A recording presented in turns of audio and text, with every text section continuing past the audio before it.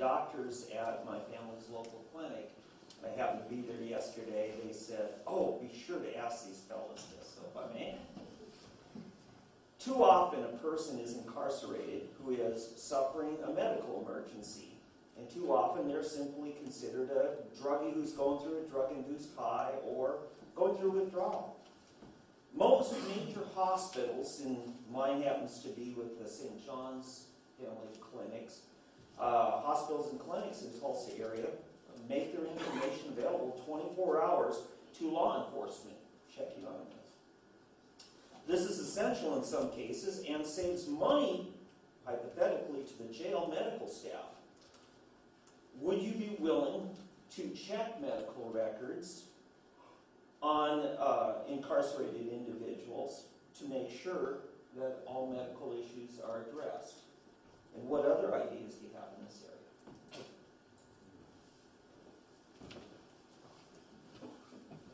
Well, I'm understanding from that question, I'm assuming I'm going first because I have the microphone. What I'm understanding that question, David, is that they're wanting to know if we would use medical records to help in our decision making, whether it's a medical issue or a criminal issue? That's right. They've said that they make their information on their patients available to law enforcement so that when you receive them in, that you can check whether or not this person has, if that prescription bottle is valid, for instance. It names the doctor, you can check to see if the doctor, should this person be getting this medication?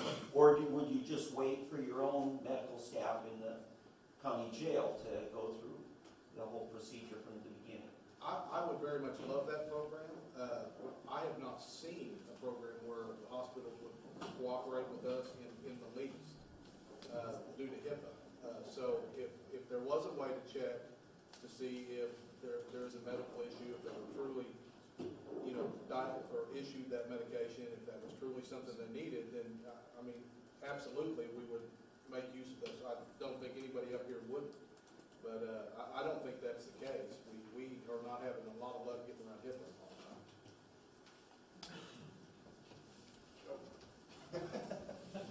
Well, he's absolutely correct. I think it would be invaluable service. We would need to find a way to streamline that, though.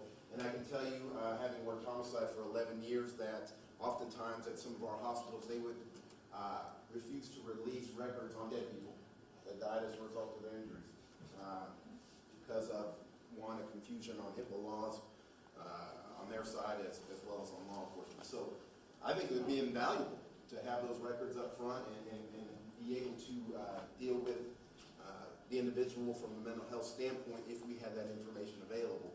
But again, that also goes back to having a program in place that if we don't have those records available, we have a backup plan. We don't simply just say, well, we didn't get any records here, and so we toss them into the jail, and that's it. We've got to have a program in place that we can screen them and decide whether or not this is an individual that's in crisis, and do we deal with it from a crisis standpoint or not. I echo the point. I want to know what the agency is. It's St. John's, but my luck has never been good with getting that information because of HIPAA. But I go back to the word screen. Screen is designed to catch it. Screen is designed to divert things. And if we have it, I'm totally for it. If we can get a medical screen side on the front, a snapshot on the front that helps with the medical personnel within the jail, it just doubles our effort to ensure that we've got good understanding as to what the medical issues related to the inmate that just came in, person with a mental illness. If it's somebody on the inside, once they're in there, and then there becomes a problem and a medical issue exacerbates and gets further complicated, that becomes very expensive. Now, everybody in this room just bought and paid for it. So if there's a way that we can use that information on the front side as a front side screening information to help catch and divert that, I'm all for it. Otherwise, the Tulsa County Sheriff's Office is going to be having to use that money, and that becomes an owner's issue of the residents of Tulsa County having to pay for medical stuff because we missed it.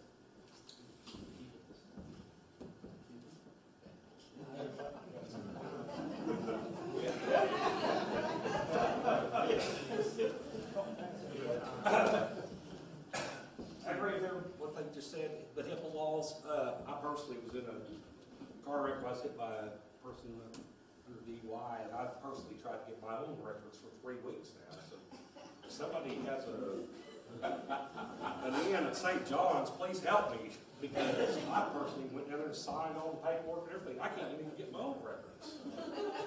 So we pay a medical contractor almost $6 million a year.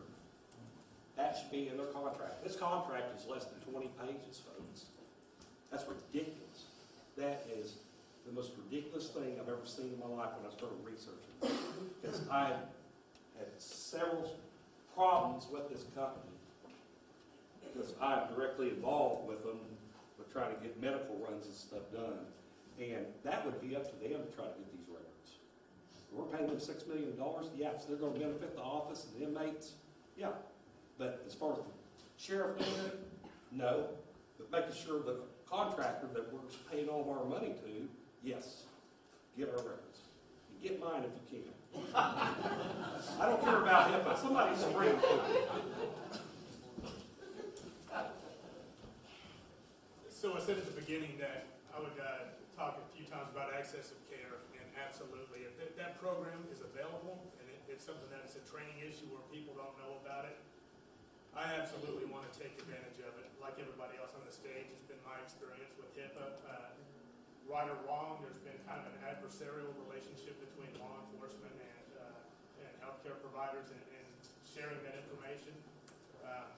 But if it's a matter of training and having them on the same page as us, absolutely we need to do it, because the sooner we can identify issues, the sooner we can identify that this medication is important and needs to go with them, the sooner we can get them back on the road to recovery. I'm quite familiar and well experienced in the history of the problems that we had with how we handle HIPAA. At this point, I would argue that that's pretty much out of our hands. We need to have the medical staff dealing with the county medical staff. Okay, what can we work with? Make sure this is approved by the legal department. Look at the budgets. Make sure we're not doing any excessive testing we don't need. Once it meets the muster of everybody involved and we can train this out, I'm fully in favor of it. But that's not a decision that the sheriff himself is going to be able to make.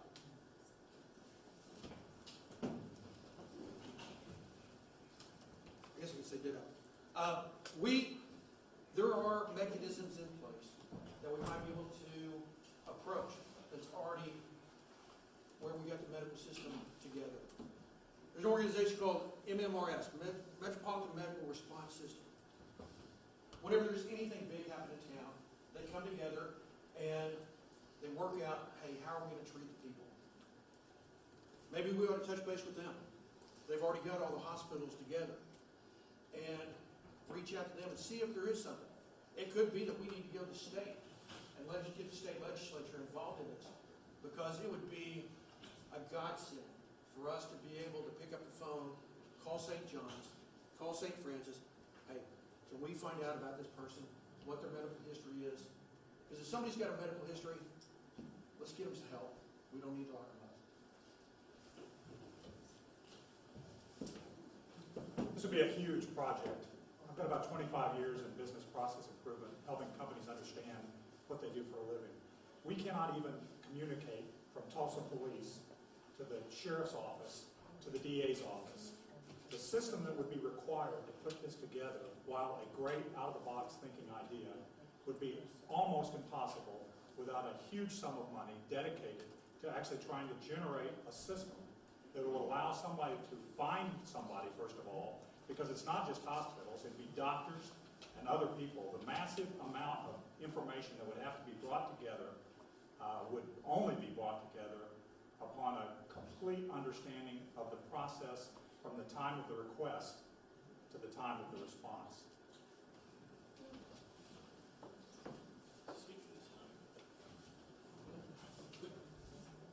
The infrastructure is already there with a bunch of the hospitals. We're in the St. Francis network. There's Epic there, so I go to my primary care physician, and then I have the unfortunate incidents of having to go to the hospital. The hospital can retrieve my information from my primary care physician pretty much in a minute's notice. It's on database with St. Francis. So I'm sure St. John's is probably working to the same venue. on that side, but it's